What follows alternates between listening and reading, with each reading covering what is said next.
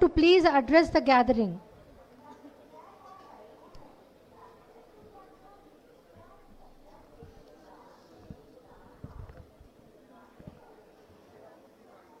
వేదిక మీద ఉన్నటువంటి south central railway general manager Shri Arun Kumar Jain ji, అదేవిధంగా ఈనాటి కార్యక్రమానికి నాతో పాటు పాల్గొంటున్నటువంటి గౌరవ రాజ్యసభ సభ్యులు శ్రీ ఎం అనిల్ కుమార్ యాదవ్ గారికి, అదేవిధంగా divisional railway manager Bharat Kumar Jain గారికి, స్థానిక కార్పొరేటర్ దీపిక గారికి, శ్యామ్ సుందర్ గౌడ్ గారికి, ఇంకా ఇక్కడ వచ్చినటువంటి రైల్వే డిపార్ట్మెంట్ సంబంధించినటువంటి అధికారులు, అతిథులు అందరికీ పేరు పేరున బతుకమ్మ పండుగ సందర్భంగా, దేవీ నవరాత్రుల సందర్భంగా, రానున్నటువంటి విజయదశమి పండుగ సందర్భంగా అందరికీ పేరు పేరున హృదయపూర్వకమైనటువంటి పండుగ శుభాకాంక్షలు. ఈరోజు మన జంట నగరాల ప్రజలకు, తెలంగాణ ప్రజలకు, అదేవిధంగా గోవా ప్రజలకు ఈ యొక్క దేవీ నవరాత్రుల కానుకగా, దసరా కానుకగా సికింద్రాబాద్ నుంచి గోవాకు ఒక ప్రత్యేకమైనటువంటి ట్రైనును నేరుగా ఈరోజు ప్రారంభించుకోవడము నిజంగా సంతోషమని సందర్భంగా మనయేస్తున్నాం. ఈ రైలు మన తెలుగు రాష్ట్రాల ప్రయాణికులకు కానీ, ప్రత్యేకంగా మన హైదరాబాద్ నగర ప్రజలకు, ఎవరైతే గోవా వెళ్ళాలని చాలామంది అనేక కష్టాలు పడి వెళ్తూ ఉంటారు, అలాంటి వారందరికీ కూడా ఇది ఎంతో ఉపయోగంగా ఉంటుందని ఈ సందర్భంగా మనం చేస్తూ ఉన్నాం. ఈరోజు మనకు తెలుసు, ఇంతకుముందు అనిల్ గారు చెప్పినట్టు గోవా వెళ్ళాలంటే ఇటు కర్ణాటక రాష్ట్రం కానీ, లేకపోతే అటు గుంతకల్ కానీ, ఇతరత్ర అనేక ప్రాంతాల నుంచి ట్రైన్లు చేంజ్ అవుతూ కనెక్టివిటీ ట్రైన్ల ద్వారా గోవా చేరుకోవాల్సి ఉంటుంది. కానీ ఈరోజు నేరుగా మరి గోవా వెళ్ళడం ఏదైతున్నదో, మరి చాలా హైదరాబాద్లో ఉన్నటువంటి వాళ్ళు డెస్టినేషన్ మ్యారేజెస్ గోవాలో చేసుకుంటారు, గోవాలో అనేక రకాల ఫంక్షన్స్కి వెళ్తుంటారు. హైదరాబాద్ నుంచి పర్యాటకులు, టూరిస్టులు చాలామంది గోవా వెళ్తుంటారు. అలాంటి వాళ్ళందరికీ కూడా ఈ యొక్క ట్రైను ఎంతో ఉపయోగపడుతుందని ఈ సందర్భంగా మనయేస్తున్నాను. ప్రత్యేకంగా ఈ ట్రైను మరి నేరుగా వేయడానికి అంగీకరించినటువంటి ప్రధానమంత్రి గారికి, రైల్వే శాఖ మంత్రి అశ్విని వైష్ణవ్ గారికి, south central railway general manager, అదేవిధంగా మిగతా అధికారులందరికీ, అనిల్ కుమార్ జైన్ గారికి, మిగతా అందరికీ కూడా పేరు పేరున ధన్యవాదాలు తెలియజేసుకుంటున్నాను. ఇది మన రాష్ట్ర ప్రజలతో పాటు కర్ణాటక రాష్ట్రం నుంచి వెళ్తుంది కాబట్టి అక్కడ ఉండేటువంటి ప్రజలకు కూడా ఉపయోగపడుతుంది. ముఖ్యంగా ఈ ట్రైను కాచిగూడ, షాద్ నగర్, జడ్చర్ల, మహబూబ్ నగర్, గద్వాల్, కర్నూలు సిటీ, డోన్, గుంతకల్, హోస్పేట, ధార్వాడ్, అదేవిధంగా మడగావ్ నుంచి గోవాలో ఉన్నటువంటి వాస్కోడి గామా రైల్వే స్టేషన్కు ఇది చేరుతుంది. మనకందరికీ తెలుసు, ఈ రెండు రాష్ట్రాలు, ఇటు తెలంగాణ రాష్ట్రం కానీ, అటు గోవా రాష్ట్రం కానీ చాలా ఆలస్యంగా స్వాతంత్రం వచ్చింది. మన తెలంగాణ రాష్ట్రాన్ని కూడా ఒక 13 నెలలు ఆలస్యంగా 1948 సెప్టెంబర్ 17 మనకు స్వాతంత్రం వచ్చింది. అదేవిధంగా మన యొక్క గోవా రాష్ట్రానికి కూడా 1961 19th డిసెంబర్ అది కూడా చాలా ఆలస్యంగా స్వాతంత్రం లభించడం జరిగింది. అక్కడి ప్రజలు పోరాటం చేసి స్వాతంత్రం తెచ్చుకున్నారు. ఇక్కడి ప్రజలు కూడా రజాకార్లకు వ్యతిరేకంగా, నిజాం వ్యతిరేకంగా పోరాటం చేసి మరి స్వాతంత్రం తెచ్చుకోవడం జరిగింది. కాబట్టి అటువంటి రెండు రాష్ట్రాలను కలపడం ఏదైతున్నదో ఈ యొక్క ట్రైన్ ద్వారా చాలా సంతోషమని ఈ సందర్భంగా మనం చేస్తున్నాను.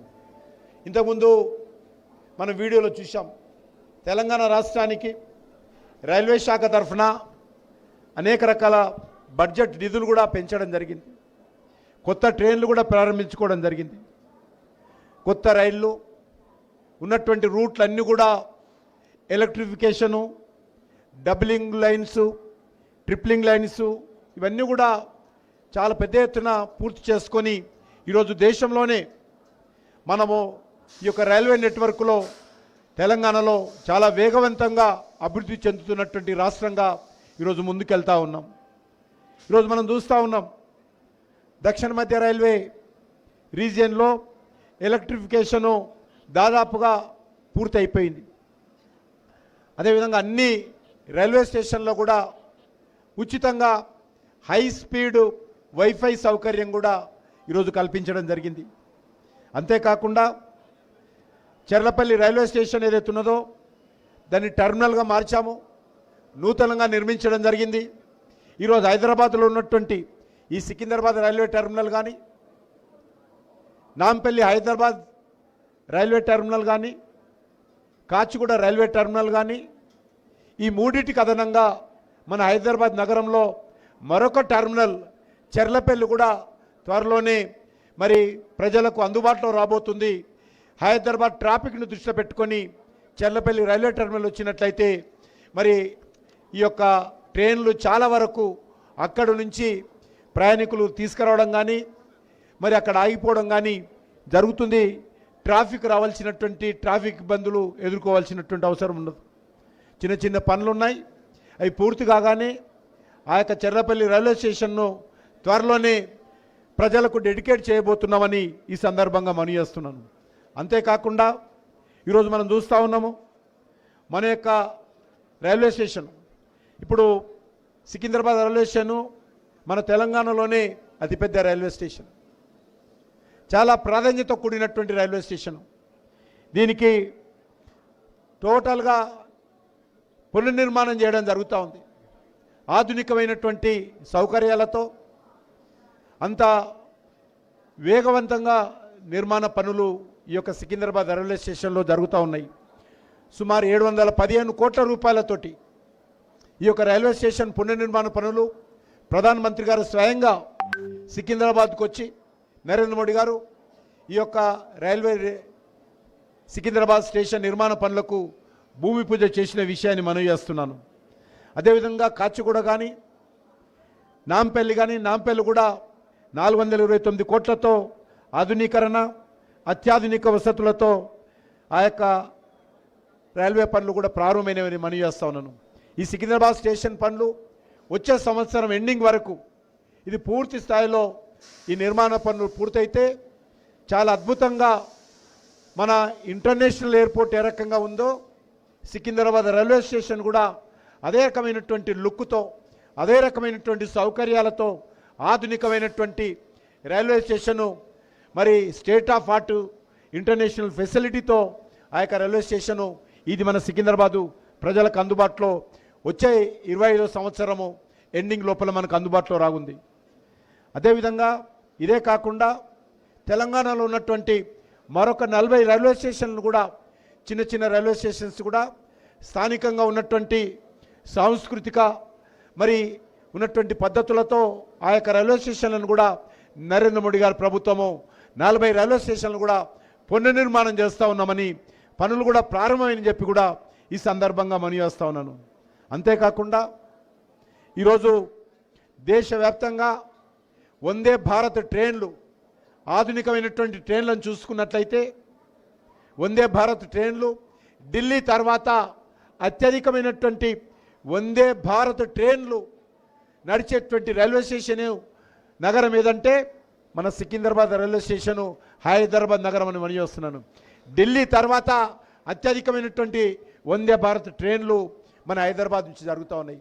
హైదరాబాద్ నుంచి బెంగళూరు కావచ్చు, హైదరాబాద్ నుంచి వెంకటేశ్వర స్వామి తిరుపతికి వెళ్ళేటువంటి భక్తుల కోసం తిరుపతి కావచ్చు, విశాఖపట్నం కావచ్చు, నాగపూర్ కావచ్చు, ఈ యొక్క వందే భారత్ ట్రైన్లు మరి 5 ట్రైన్లు ఈరోజు మరి జరుగుతున్న విషయాన్ని సందర్భంగా మనయేస్తున్నాను.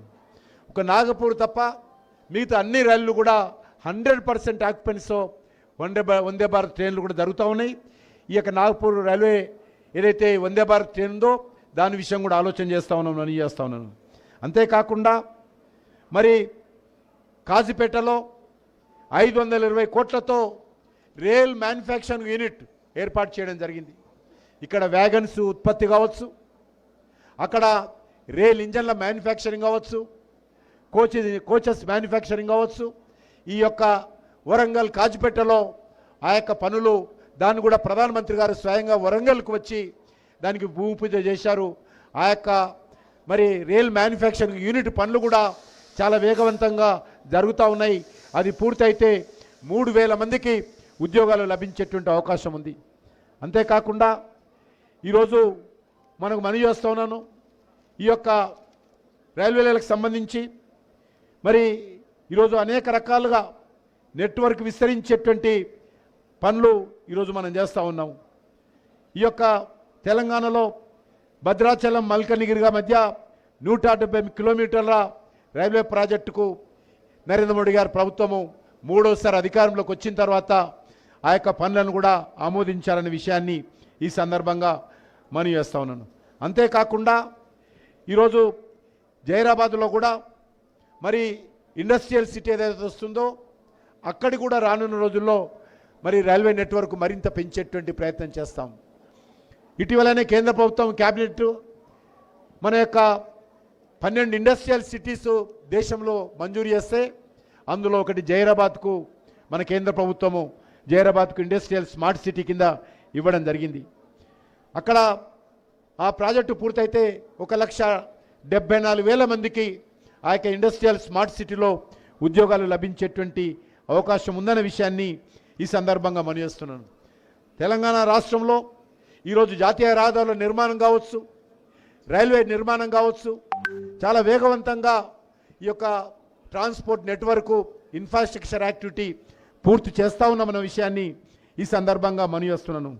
ఈ యొక్క ట్రైన్ వచ్చినట్లయితే చాలా రకాలుగా ఇక్కడ మరి ఏసీ కోచ్లు కానీ ట్రైన్లో జనరల్ కోచ్లు కానీ అత్యంత ఆధునికమైనటువంటి పద్ధతుల్లో ఈ యొక్క గోవాకి వెళ్ళేటువంటి ట్రైను అందుబాటులో రాబోతుంది. ఇది ప్రత్యేకంగా హైదరాబాద్ లాంటి నగరానికి ఎంతో ఉపయోగపడుతుందనే విషయాన్ని ఈ సందర్భంగా మనవి చేస్తూ రానున్న రోజుల్లో ఈ యొక్క తెలంగాణ రాష్ట్రంలో రైల్వేల నిర్మాణం కోసం నరేంద్ర మోడీ గారి ప్రభుత్వము పూర్తి స్థాయిలో అంకిత భావంతో అభివృద్ధిలోకి తీసుకొస్తామని ఈ సందర్భంగా నేను మనవి చేస్తూ మరొకసారి south central railway general manager, మిగతా రైల్వే అధికారులకు, అదేవిధంగా రైల్వే శాఖ మంత్రి అశ్విని వైష్ణవ్ గారికి, భారత ప్రధానమంత్రి నరేంద్ర మోడీ గారికి తెలంగాణ ప్రజల తరఫున, గోవా ప్రజల తరఫున హృదయపూర్వకమైనటువంటి ధన్యవాదాలు తెలియజేస్తూ సెలవు తీసుకుంటున్నాను. భారత్ మాతాకి జై.